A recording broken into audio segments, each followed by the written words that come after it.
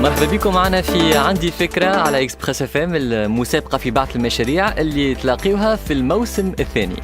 اليوم الحلقة الثانية، أما أول مرة يتعدوا فيها لي كونديدا قدام لي ممبر دو جوري متاعنا: عايشة النيفر، مهدي الخميري، عبد ستر مبخوت ووليد بالحاج عمر. برشا جديد عام السنة، توقيت جديد ساعة قبل كل شيء، يكون نهار اثنين من 5 ل 7 كيما اليوم. وثانيا نسجلوا عند شريكنا جديد في عندي فكرة، المعهد العربي لرؤساء المؤسسات. لي كونديدا توا تفرجوا في السيزون الأولانية وعندهم فكرة كيفاش تصير ليميسيون.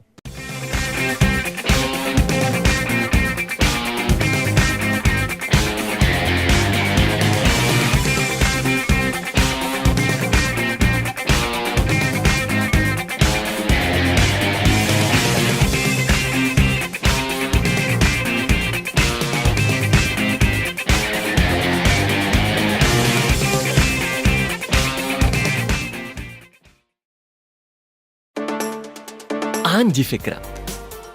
ديما المهمة أصعب على أول واحد يواجه لجنة التحكيم، والمرة هذه القرعة طاحت على محمد الهادي الدريدي، إرغو تيرابوت من مرسى، يحب يحل جاردن دونفون ثيرابوتيك. المشروع ça consiste à avoir une institution qui prend نلقاو في وسطها des enfants à diverses pathologies en situation de handicap tels que l'autisme, l'hyperactivité, le retard mental, avec d'enfants entre guillemets normaux, pour le but d'avoir une intégration scolaire ou préscolaire bien sûr.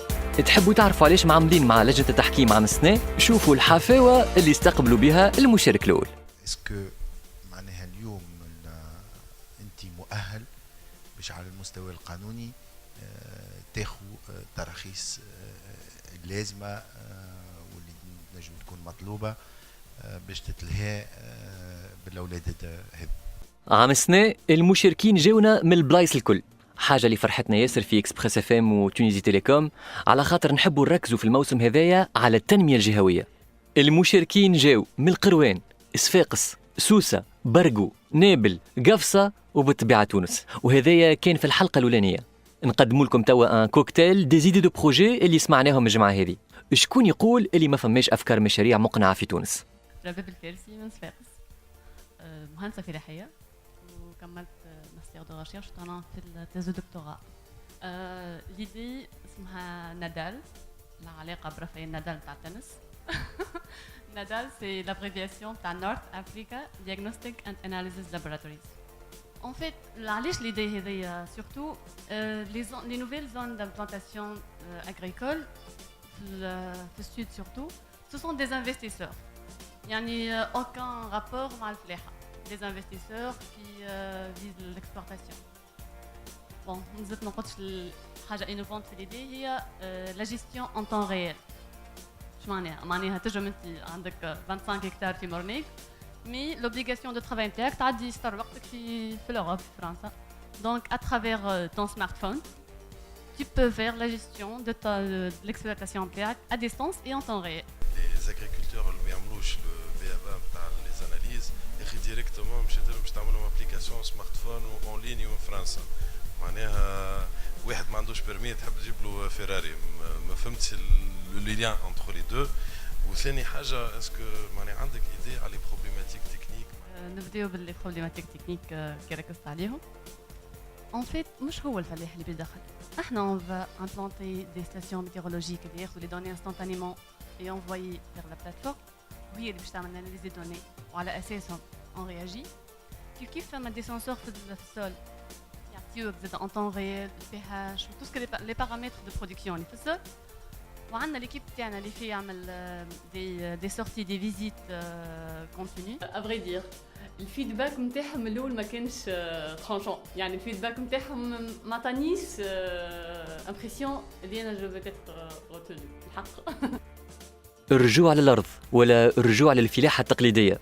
مشارك آخر عنده فكرة مختلفة تماماً على رباب الفارسي. بالنسبة لهشام قصاب، الفلاحة العصرية ماهيش فتاليتي، ويحب في جبال الوسلاتية يعاود يعيش ويعيش فلاحة من نوع نسيناه. ليش ما نعملش التوريزم ديورابل اون مينوت كيما ميزون دوت؟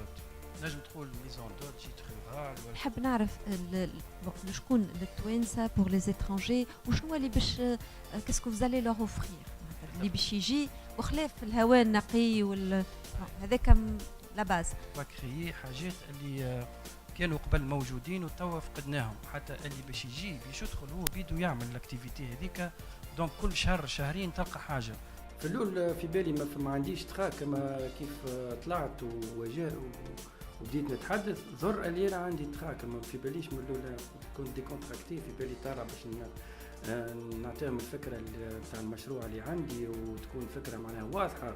من الأولويات متاع الباد بعد الثورة خاصة انعاش بعث المشاريع، ومبادرة سوق التنمية كان عندها فيدباك باهي برشا وخرجوا منها 70 مشروع جديد.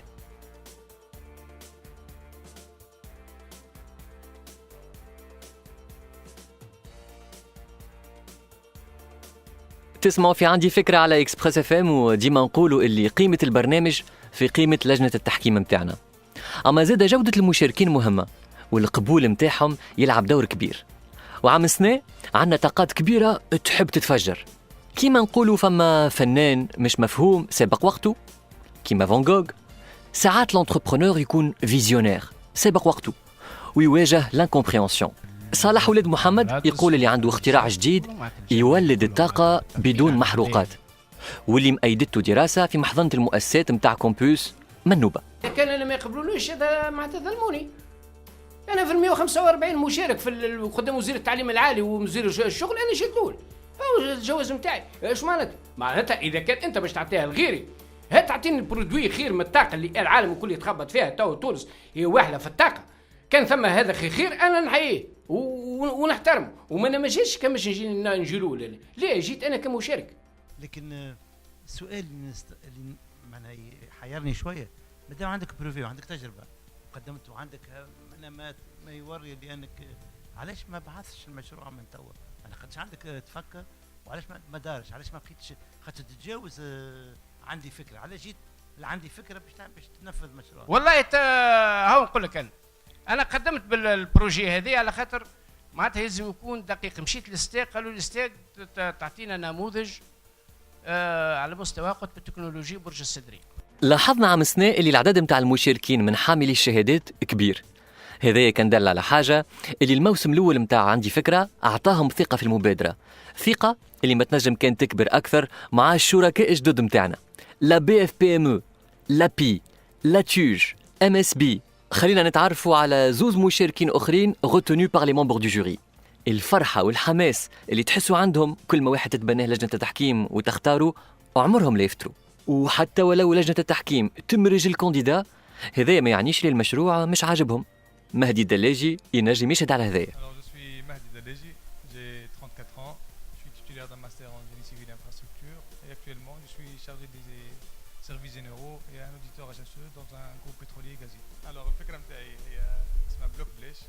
En fait, il s'agit d'un concept innovant et terriblement efficace.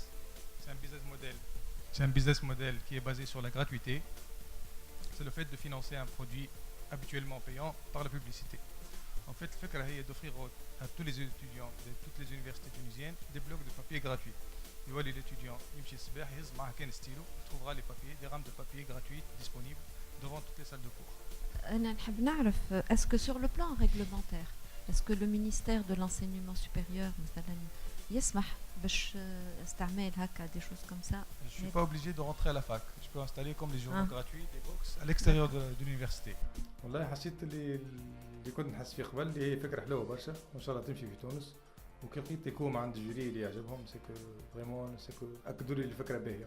فما مشاركين تحسهم مجعولين خصيصا الواحد من لجنة التحكيم. من أول كلمات قالهم زياد فارس اللي عنده مشروع متاع إيزولاسيون جديدة، حسينا مهدي الخميري كومبليتمون سيدوي. الكعابر اللي نلقاهم في الشط. دونك ليدي سيتي تو سامبلومون انه كيفاش نستعمل الكعابر هذوكا، خاطر ظهروا لي كيفاش تشوف الدونسيتي نتاعهم وتشوفهم كيفاش هما كوميتون ان ماتيريو ناتوريل موجود. حسيتهم نجم يكونوا نستغلوهم في ليزولاسيون، سيرتو ليزولاسيون دو باتيمون موجوده بارتو في السواحل تاعنا. ثاني حاجه بريسك غراتويت. اون بلوس دو سا عملت كالكو ريشيرش، وفا طلعوا ثم دي زالمون خدموا على الخدمه هذيا دوبوي مارس ديرني هذايا، وخرجوا معناها انترفو ريشيرش اكسيتيرا هكا، وطلعوا زاده مع الكاركتيرستيك اللي حكيت لكم عليهم هنا، لان انفلامابيليتي و ريزيستانس للهيوميديتي. ليدي باهي، انا عجبتني خاطر في الدومين نتاعو هو ظهر لي كوريو ويحب كحاجه انوفونت ايكولوجيك s'adapte au milieu tunisien, l'environnement خاطر موجوده سي فري عندنا. والحاجه الباهيه كما قلت il a fait des recherches وهذاك عليه باش نختار انا زياد. Et Mahdi, il retient. Alors là, je me disais. Donc on ne peut plus poser de questions. ريت ما خلاكمش مهدي ديريكتومون اخذ الكلمه نغزر له ميكرو خاطر il retenait le projet. واو ما جيتي استونيشد كما يقول لي زونغلي معناها ما كنتش نتصور. عندي فكرة بالاشتراك مع تونيزي تيليكوم انتربريز. تسمعوا في عندي فكرة على اكسبريس اف ام الموسيقى في بعث المشاريع، وفي لي زوديسيون الاولانيين عشنا كل شيء: التوتر، الضحك، الغش، الخوف، الاكستاز. اما كان فما اون كونستانت قاعدت من الموسم الاول هو انه لجنة التحكيم ما ترشفهاش مع المشاركين، يعطيوهم لوغ كات فيريتي وساعات اكثر شوية. ووقت اللي الجوري متاع عندي فكرة يصعد لازم صاحب الفكرة يكون قوي يحضروا فيه الصعوبات متاع بعث المشاريع. 4 مشاركين دونك روتونيو في عندي فكرة في الحلقة الثانية: رباب الفارسي، هشام قصاب، زياد فارس ومهدي الدلاجي. نذكر اللي لجنة التحكيم ما عندها حتى اوبليغاسيون من الناحية هذه، ينجموا جمعة يختاروا 10 وجمعة أخرى حتى حد. المفيد في الآخر يختاروا لنا 20 فكرة، إن شاء الله يوليوا 20 مشروع. الجمعة الجاية نتقابلوا مع 12 مشارك آخر، وكان تحبوا تحضروا معنا في التسجيل في الياسيو ما عليكم كان تدخلوا على موقع عندي فكرة .tn وتقيدوا. À la semaine prochaine.